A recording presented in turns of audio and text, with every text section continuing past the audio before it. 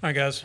Welcome to the 2024 SEC Baseball Tournament Game 7 post-game press conference. Joined by Tennessee, the SEC regular season champions, represented by head coach Tony Vitello and pitcher A.J. Russell.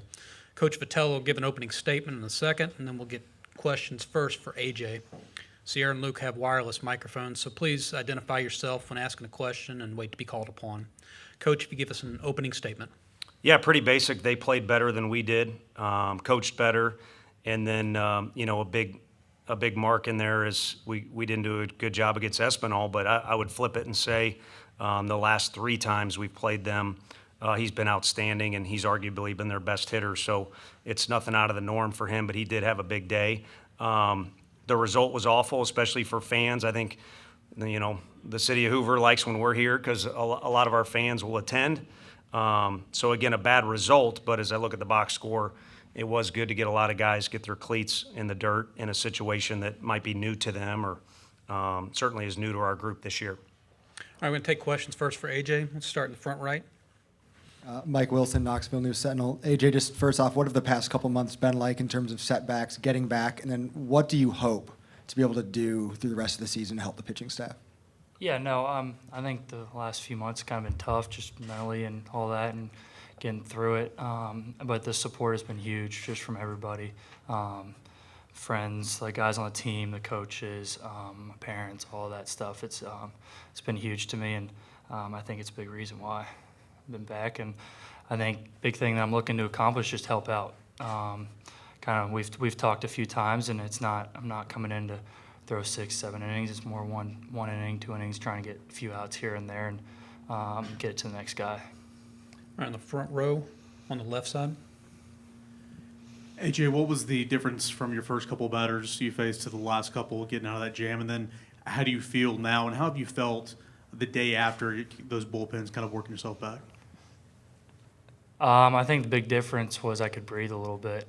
The first 2 batters, I think I was pretty anxious coming into it in general just because, I haven't been on the mound in a while. So, and then just once I could breathe, settling down, just realizing that I've hit spots and all that kind of thing, trust Cal behind the plate, that good things will come from that. And just post-bullpen, it gets better each time I throw. Soreness-wise, all that, just each time I throw, it just gets stronger, and I feel better each time. So I feel good right now and ready to go for whenever's next. Around the front row on the right. Ryan Shumper, Rocky Top Insider. AJ, just what has your build-up kind of looked like, and what do you feel like you had working for you tonight? I think the build-up mainly has just been just throwing as much as possible and just listening to my body as best I can. I think each day is different for me. Some days I feel really good, especially early. Some days I was like, I don't even know if I can throw this right now. And it was kind of day by day, and each time like I said earlier, each time I throw, it just got better and better. So I think that, what was the second half? I think the fastball is good. There's a few here and there that were rough that didn't really do what they normally do, but for the most part, the fastball I think was the best, and I still getting feel for the off speed and all that kind of thing. So I thought I hit spots pretty well and that kind of thing. So I think it was good. All right, last row in the center. AJ, what's helped you get through this season, dealing with the frustrations of not being able to be out there on the mound, and how would you assess your outing? Do you feel like you're further ahead than maybe you anticipated, or would you have liked to have seen a little bit more? How do you feel in that regard? Like I said earlier, I think just the support around just the team and all that, the coaches, just knowing that, like, when I'm ready, like, that's when I'll throw. And we've had a lot of talks about that, not rushing back too quickly, not waiting too long, knowing that I got to get back out there at some point. So that's been huge. And what was the second half? Do you feel like you're about where you expected? Or? Yeah, absolutely. I'm super happy with where I'm at right now and how I felt today, and I feel great right now. So I think the post stuff is really what tells me how I'm feeling and that kind of thing. So I'm happy with it, and it went just about as how I expected it to go. So. Okay, one more for AJ on the right side. Ryan Sylvia, VolReport.com. Do you think it was a big deal for you to get out of that inning unscathed? Yeah, absolutely. I don't think, obviously I would have been mad in the moment or that kind of thing, but for the most part, I I was mainly kind of just seeing how I was going to feel. And I think that was the biggest part for me is runs are going to be given up, hits are going to be given up at some point. It's just kind of part of it. But I think it was huge for me. Also, just because it's a little bit of a confidence builder as well. I think there's both sides to it. So, yeah. All right, AJ, we appreciate your time. Yeah, thank you. Thanks, Tom. Yeah. If there are questions for Coach, please raise your hand. Start in the front left. Tony, what did you see from AJ and kind of the beginning and the end to his inning? Yeah, it was good. I mean, we didn't have many zeros in the game. We can talk about Snead, but he came out throwing the ball really well in the first 2 innings, and then Russell not only got a 0, but we're an eyelash away from turning a double play where he doesn't even have to face another hitter. So it was kind of what I expected, and try to. You guys have been asking a lot, so try to be as honest as possible. And there's nothing to hide there. You got a kid that is being patiently aggressive towards getting to 100%, and he's not there yet. But again, if you're going to take away a positive from the game, talk about guys getting their cleats in the dirt. It was him getting out there, and again, a 0's nice, but he wants to face the best hitters regardless of how it's going. So I'm not too worried about that. It was just him feeling comfortable, and obviously, unless he's lying to us, which he don't do that very often. Burtmore on the right. You mentioned wanting to get the pitching sorted earlier this week. Does that feel like a discouraging result with the way some of those guys threw, or just kind of a one-off situation? I think it's just more information. We just talked. You could argue I could have done a better job of either sticking to the script or communicating better with Nate, but we honestly were waiting to see who we would play to determine what we wanted to do. We knew who we were going to throw, which was pretty much everybody that's on the list one way or another. So we gave Snead a chance. Really, in the off case that he would have to throw or start later on this year for some reason or another, that he wouldn't have to say it's his first time. So at least we checked that box. And I'll have to watch the video, but, maybe I could have communicated a little better. Hey, it's going to be – I had scripted 2 innings. Stick to that. Trust first instinct maybe better, but, he was guns blazing there until he hit a roadblock.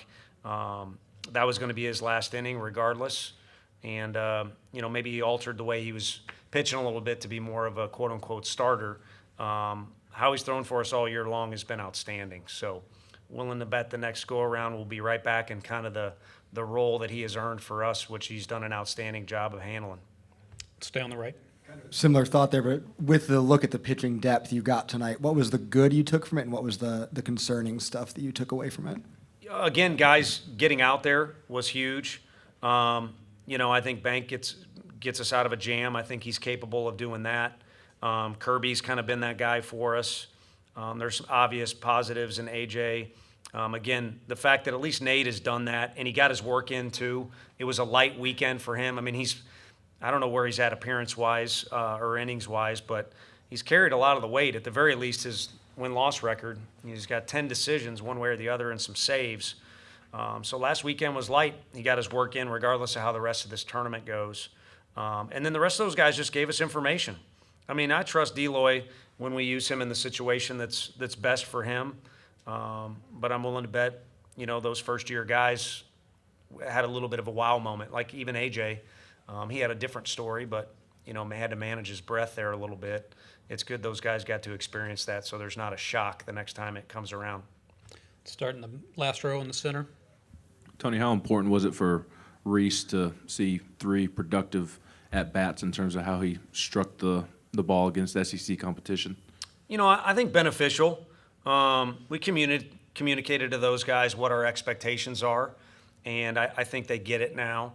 Bargo's at-bat, probably wish he could, have a little bit better outcome, but at least he got up there. But the other thing is, Robin looked much more like Robin tonight, and if he doesn't leave that ball with his front side early a little bit, it could have been, a much better result. Still squared it up. Bradkey is who he is. Would love to say he had 200 at-bats under his belt, but he doesn't.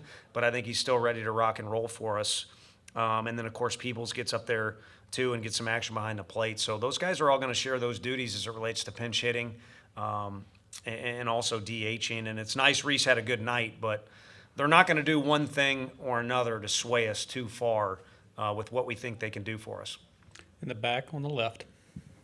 John Sartori, WVLT. How did you feel about your at-bats 1 through 9 before you made all the changes? And what is it about Vanderbilt pitching that you think has given you guys so much trouble, especially with Game 3 of that series and now tonight? Well, Thompson was outstanding in Game 3 for us, and we just didn't kind of have the same flavor to us. And trust me, I think it wasn't because we had won the first two. I think it was maybe because we won the first two, we were trying so hard to finish off the weekend and got frustrated a little too much. But again, we were frustrated because he was throwing the ball well, and then following him was Futrell, and I'd be curious where that outing ranks up for his. So, those two guys did a great job. I think this is a completely different deal.